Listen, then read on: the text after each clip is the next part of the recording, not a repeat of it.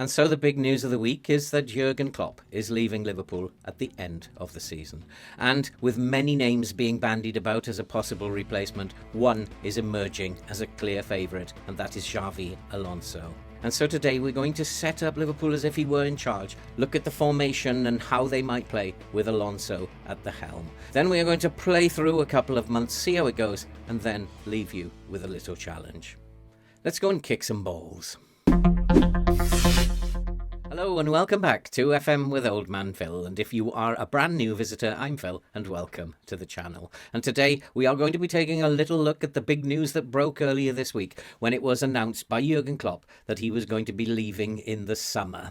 And so many names have been put forward as a replacement for the Liverpool manager, but one has emerged as a clear favourite, and that is the Leverkusen manager, Xavi Alonso. He is certainly making waves at Leverkusen with his particular brand of football, and we're going to have a look at how he plays and how Liverpool might be playing next season. But before we go into all that, if you are brand new to the channel and you like FM content, then why not hit that subscribe button, click the bell so you'll be updated when future videos are uploaded. And why not give us a like and leave a comment, because it's likes and comments that help to push the video out to people who don't even know that we exist yet. So we would appreciate your support helping us to grow. Okay, so let's get straight on to how we think Liverpool will line up next season.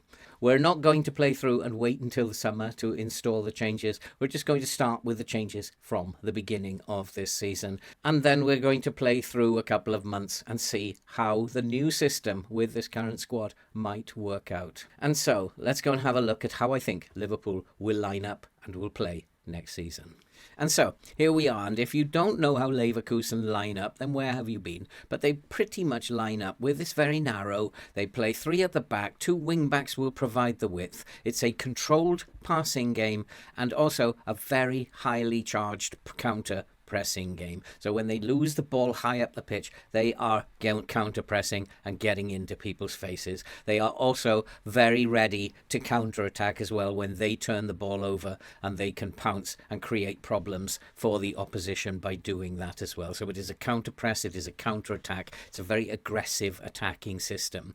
I did have one or two problems. There were problems firstly with the midfielders, and I could not decide for a while whether they should be midfielders or whether they should be defensive midfielders. In the end, I felt when watching them play, I felt that they were quite aggressive and they were pushing forward quite a bit when attacking, so they looked more like central midfielders rather than defensive midfielders. One of them, however, did maintain his presence at the back, which is why I've put in a DLP on a defend duty, so that he was a presence for the three central defenders to be able to offload into central midfield. The wingbacks I thought were fairly easy to deal with, and when I looked at this right wing back, which is the Frimpong role, which a lot of people say should be a complete wing back, as all of his heat map tended to be up in this corner of the pitch, really was condensed into this area here in this corner of the pitch. I thought he would probably be better not to be a complete wing back, because as a complete wing back he's likely to come inside and drift inside as well as go outside. So I thought better to use him as a wing back on attack, and then his role is just simply to get up here. He's on an attack. I don't want him defending. We have a wide centre back here who's going to stay wide. It's going to cover him there, so he has the freedom to get up this touchline and then get crosses into the box. The other wing back I've decided should be a wing back on support, because he does have a defensive role and he will also get forward when necessary. But very often he is found in these areas here, and so what I've done is just simply put an underlap on there to help him to get inside and to get into these areas here where he proves to be very, very dangerous. But that is just one way that Alonso plays, and he can play in a different way, and he does switch from one to the other depending upon the situation, and so I have included that, and we'll come to that in a moment. But let's have a look at the player roles. So first of all, we have of course a sweeper keeper at the back. I haven't given him any further instructions. Then on the right-hand side here, we will have a wide centre-back on defend. He's told to shoot less often, tackle harder, and to mark tighter. And then in the middle, a ball-playing defender, normally Van Dijk, but unfortunately he's injured at the moment, so Matip is playing there. He's just given the additional instruction of shoot less often, nothing much more than that. And then a wide centre-back on defend on the left. He's told to take fewer risks, dribble less, shoot less often, close down more, and tackle harder. And then moving on, we have the wing-back on attack. I've just told him to tackle harder. I really don't want to instruct him to do any more than what he's told. Get further forward and cross from the byline. And then on the left, Robertson will be playing. We told him to shoot less often, tackle harder. He also has the coded instruction to get further forward, but on a support duty, he's going to have a little bit more defensive responsibility. In midfield, on the right-hand side, I have a DLP on defend who is told to play more direct passes, take more risks, and tackle harder. And he is a kind of distributor who sits here in the middle of the field. He's a link between the defence and the rest of the team, and that's why he's on more direct passes. Sometimes we want him spraying longer balls and getting the ball, moving the ball forward at a quicker rate. And then next to him, we're going to have a central midfielder on attack. He's just told to take more risks. And then I had a little bit of a problem sorting this out, as one of the attacking midfielders is slightly more aggressive than the other. So I decided on the right-hand side to play a shadow striker. And the instructions that I gave to him were shoot more often, roam from position, and close down more. It's a very aggressive role. And Salah's actually done a very good job in that role in the games that we've played so far. And then next to him, a much more creative role, although it doesn't seem like it. We've got Gakpo as an attacking midfielder on support. We already have a deep line playmaker, and I didn't want to make him an advanced playmaker, but someone who sits in here and functions as a number 10 and supports the players around him and lays off passes to the players around him. It seemed to fit this role, and so I've made him an attacking mid on support, and he's told to take more risks, dribble more, roam from position, and move into the channels. By moving into the channels, what that means is that it does then free up the inside space for the wing back on support, and that sometimes happens with Bayer Leverkusen. And then up front, I've just decided to go with a pressing forward, and I haven't given him any further instructions. It is a very aggressive setup in terms of its pressing and its counter-attacking. And so we decided to set it up in a positive style. And then we were playing fairly narrow. They are fairly narrow, although the wing-backs do provide some nice width. And then in terms of approach play, they will play out of defence. Our passing directness is shorter and the tempo is slightly higher. It's a controlled passing style that they play, and so that's what we want to play. We're going to play low crosses into the box. They're very dangerous, these low crosses that Liverpool are putting into the box. And we're also going to work the ball into the box.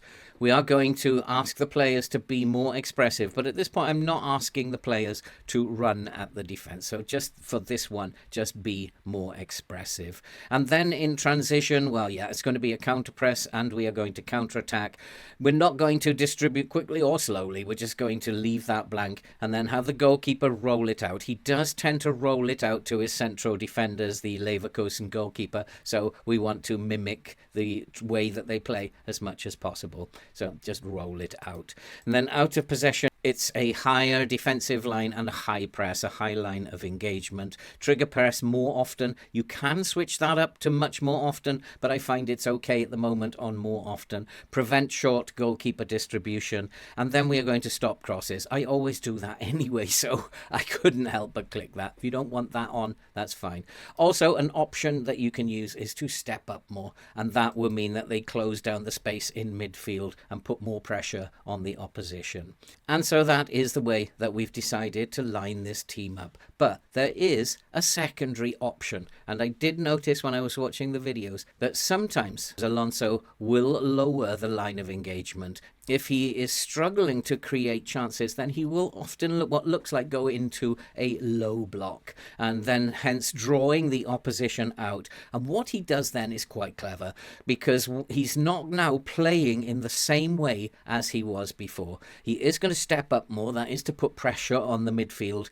But what he will do this time is that he won't counter-press as much, but they will counter-press. Although they won't be going helter-skelter, he will actually ask the goalkeeper to slow the play down when they do regain possession. But the counter-press will be a little bit more direct.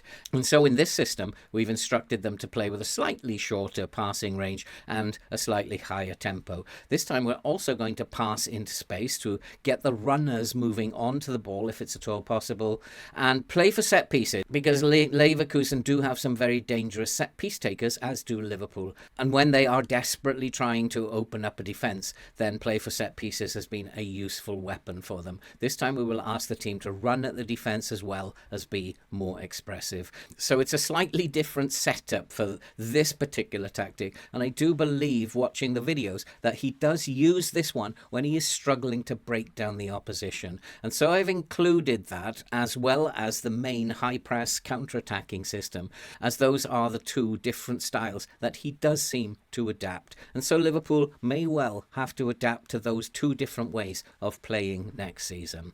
And so we have played a couple of games. We have played, in fact, 9 games, and it has gone pretty well. We are currently in second place behind leaders Manchester City, and we are 5 points behind. But we do have a game in hand. We have played 9, won 7 and drawn 2. And it has been a pretty good start to the season. Given that they are not familiar with how we wanted them to play, it has worked out very nicely indeed. We had a very poor 1-1 draw against Manchester United, but the only other hiccup was a 1-1 draw in the league against Chelsea. And so everything else has pretty much gone to plan. In the Europa League, we are, of course, top of our group. We've played 3-1-3, and everything is in order. We're still in the Carabao Cup. We're playing West Ham next in the 4th round of that competition. And so in terms of player performances, Mohamed Salah has 8 goals. And the highest average rating, quite surprisingly, is from the left back. And that is Tsimikas, who has an average rating of 7.6. Trent Alexander-Arnold playing as that right wing back. Of course, I would expect that. He has a total of 6 assists. And Alisson has the best pass completion. And I guess I would expect that as well. Robertson at left back also has 3 Player of the Match awards. Some of the play, obviously, we in this game were using the second tactic, and we were playing for set pieces, and we were looked very, very dangerous from set pieces. Thiago heading in there at the far post. And then the front 3 bursting forward, along with Tsimikas at left back, really tore into them. Another beautiful cross into the box for Gakpo to make it 2-0. This was a really good victory. And again, we can see the shape. We've got 1, 2, 3, 4, 5, 6 players moving forward. Gakpo in space and bursting through. He's playing today in the shadow striker role, makes it 3-0. Shabalazai, he makes it 4-0 from the penalty spot. And we can see that this narrow system works very, very well. And I can see why Alonso likes this system. And again, Gakpo bursting into the box makes it 5. And so you can see that this is working extremely well. Now, I know I've only played 9 games, but I've only played 9 games deliberately, because what I want to do is to set you a challenge. And so you can download both of these different ways of playing and put them into your own saves and carry on from here. And the challenge is, how many trophies will you win in the next 2 to 3 seasons? Let's make it 3 seasons. How many trophies can you win with the Alonso style of play? And when you've played through these 3 seasons, then let me know in the comments how you have got on. Or come and join Ben and myself for the weekly podcast, which we do on Monday. So come along a week on Monday, and we can have a look who has been the most successful in terms of trophies in this new Liverpool system. I am including both systems, and you will have to make a decision as when to use those systems. Generally, Alonso pulls the line back and uses system number 2 when he is struggling to break down the opposition. I also, while playing, have had to make little tweaks in game in order to win games. So it's not just going to be, let's set up the tactic and we'll run away with trophies all the time. You will have to work at it. But let's see how well it actually does. And that's it for this video. If you are brand new to the channel and you like FM content, then hit that subscribe button, click the bell, and you will be updated when we upload future videos. And don't forget, it's likes and comments that will help push the channel out to people who've not yet had the chance to see our videos. And that's it for this video. I hope you all got something out of it, and I hope you'll enjoy the challenge. And all that remains to be said now is stay safe, take care, and we'll see you in the next one.